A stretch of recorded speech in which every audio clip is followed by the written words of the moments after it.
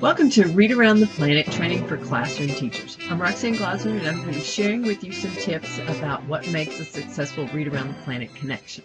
Read Around the Planet is a celebration of reading using video conferencing technology. And during this training, we're going to focus on how you can incorporate it into your curriculum, as well as some best practices for your upcoming connection. So the first thing that we're going to start with is we're going to learn the vocabulary, because we tend to call it RAP instead of Read Around the Planet. And RAP, just remember it, is Read Around the Planet. So anytime you hear or see someone refer to RAP, that's Read Around the Planet. So what we're going to focus on in the beginning of this training is we're going to focus on getting started with an idea that's linked into your curriculum. We're going to review the RAP agenda, and then we're going to finish up with how to manage students and materials and some classroom tips.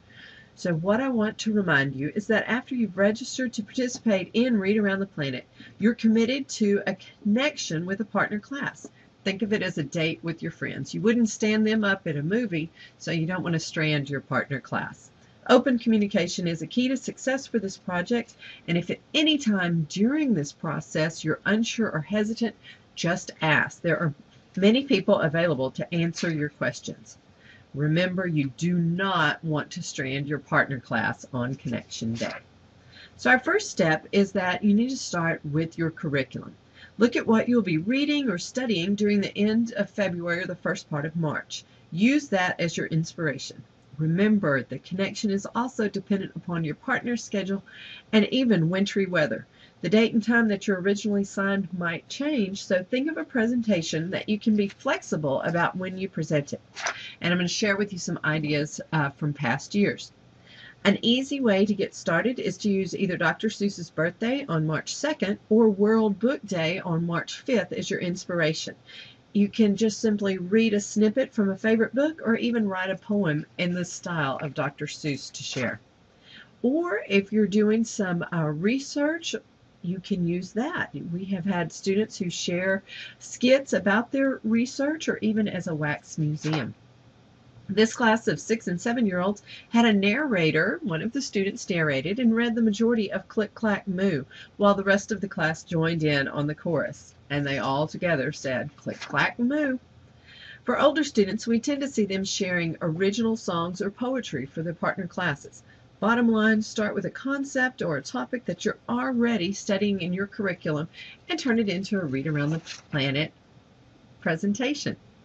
The second step that I want to review with you is the Read Around the Planet agenda. You will be scheduled with a partner class, and the total time will be for an hour. The first 15 minutes are to make sure that everything is going well and start with a tech check and introductions. If you have smaller students, you'll want to do smaller chunks for your presentation, and for students ages 3 through 7, the total time for your connection might be as short as 20 or 30 minutes. It will not last for the entire hour. We do find our older students do take up all of the hour. So let's talk about the first thing you're going to start with. Within the first 15 minutes, we're going to make sure all of the technology is working well, and for your introduction, you'll need to have a student introduce the class. Include teacher name, grade level, school, state, and even a map to show us so we can reinforce geography skills. For the youngest students, this might have to be done by the teacher, but students ages 7 and up should definitely be doing this themselves. So you can have, as you can see in the picture here, a student to introduce your class. This should be someone who is comfortable on camera and who's practiced it. And also, sometimes it works well to have two students sit next to each other so they have a buddy. The second part we encourage you to do during the introduction is to show a map. This is an example where we just have a wall map, and you can zoom in and the student can point to your location. If you're going to use it on a document camera or show it on the computer, get your coordinator to assist you with how to best do that. But it can definitely be low tech. We can zoom it in and show us where you're located. After the introductions, we're going to get into the presentation or the leading of the interactions. Each class has 10 to 15 minutes to share their interactions. Relax. This isn't like television. It doesn't have to be totally polished. It's not Hollywood. Just think of it as your class sharing with another class. So we're going to look at 3 characteristics that can help you be successful there. The first one is that it should be student-led. Students should be actively engaged during this session. Skits are quite popular, but really practice those and make sure that the students speak loudly and are not shuffling paper during that skit. Second component we want to look at is make sure you've practiced. Students do need some rehearsal. They need to be comfortable in front of the camera and with the microphones. This is an example from, I think it's a middle school or a high school class where they've taken an epic poem, Casey at the Bat, and they've reenacted it. This will take a verbal activity and involve your kinesthetic learners, and they also have to think about camera angles and how this would translate to the other classes. An example from our younger students is they can practice their phonics skills from their literacy lab by acting out a play for their connection. So again, practice with those students so that they know when to speak and what to do on camera. The third component you want to think about is it should have a visual aspect to it. And this again is an example. Wax museums are a great way to represent historical research. Has a very nice visual element so the students have speaking, and we also can gain information from seeing their costumes also.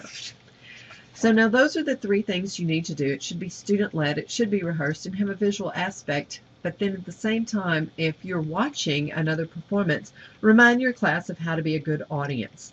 We do encourage standing ovations and rounds of applause at the end as great ways to show their appreciation.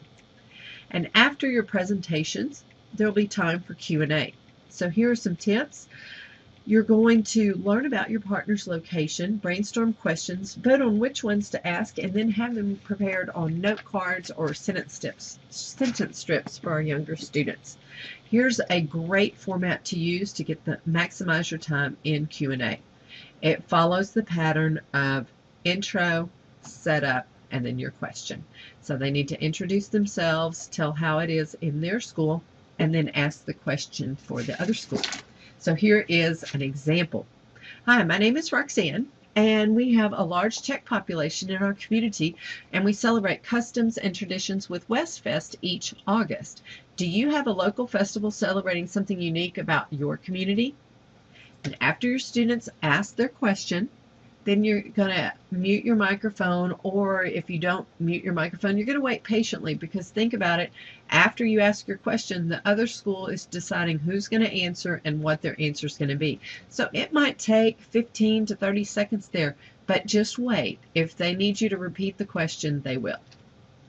And this is what it will look like. You can organize your students. Notice this student is close to the microphone and he's reading their questions. So that's what it would look like during your Q&A time.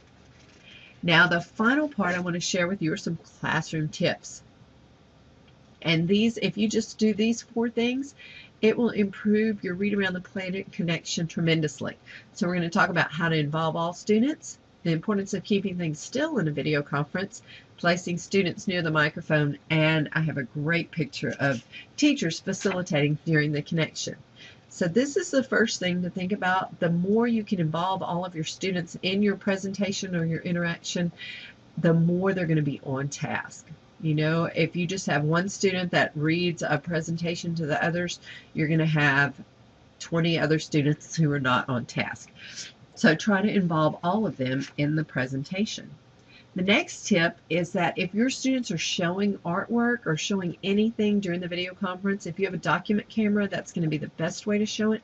If you don't, take an easel that you have in your classroom, very common in many of our classrooms, place the information you're trying to show on the easel. If it's a 3-dimensional object, on the table, and just zoom that camera in. You can see from this one, we can actually see the turkey there, and this one they were doing things they're thankful for, and you can actually, if you zoom really very close in, you can see that written on the feathers.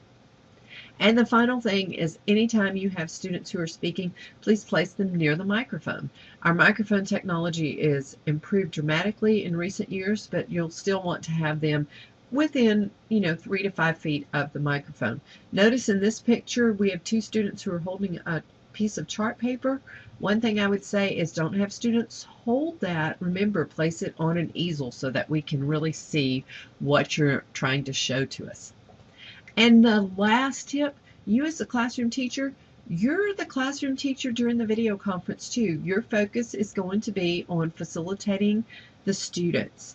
During this entire connection, you're going to be monitoring, facilitating discussion. You determine who's talking when, and you need to remind your students to speak one at a time. And so you can see the two educators in this photo are actually calling on students. You have students raising their hands, and they are facilitating who should share at what time. Now, after your Q&A, or at any time in the video conference, when you come to the end of the video conference, don't just disconnect. Believe it or not, there have been times when one class has walked out of the video conference. If you need to leave the conference early, be sure to let the other side know and say goodbye. It's rude to walk out of a room while someone is speaking, so please don't do it during a video conference. Now, most of our classes just say goodbye to end their conference. Others prepare a cheer or a little song to say goodbye. If you do this, it should be short. And by short, I mean 10 to 15 seconds. And whatever you do, choose what fits within your personality, your teaching style, and the amount of time you have to prepare for your Read Around the Planet connection. Some of our classes get quite elaborate, and others, it's very simple. So we just want to celebrate reading, and we want to connect with other classes through distance. So just a recap, what we've shared with you today is really start with something that's in your curriculum that you're already teaching and expand on that. Remember our agenda. You're going to be scheduled for an hour. You don't have to use the whole hour. It can be as short as 20 to 30 minutes. But you'll do introductions, share your presentations, and then have a Q&A time. And remember our classroom tips. You want to involve all students, keep things still. You want to practice, and above all, teachers, you are still teaching. You are facilitating those students, and you're helping manage the conference. I hope you've enjoyed this training and you've learned something about a successful Read Around the Planet connection. This video conference project can be the beginning of ongoing classroom-to-classroom connections for future projects. I'm Roxanne Glasser, and I also blog about video conferencing and student projects at www.vcrocks.com. And for additional information for teachers and coordinators, I want to direct you to the main Read Around the Planet website. It's at www.twice.cc/rep. So take something you're already doing and turn it up a notch. Kids will be motivated to read more and to share more with their partners around the planet. Thank you so much.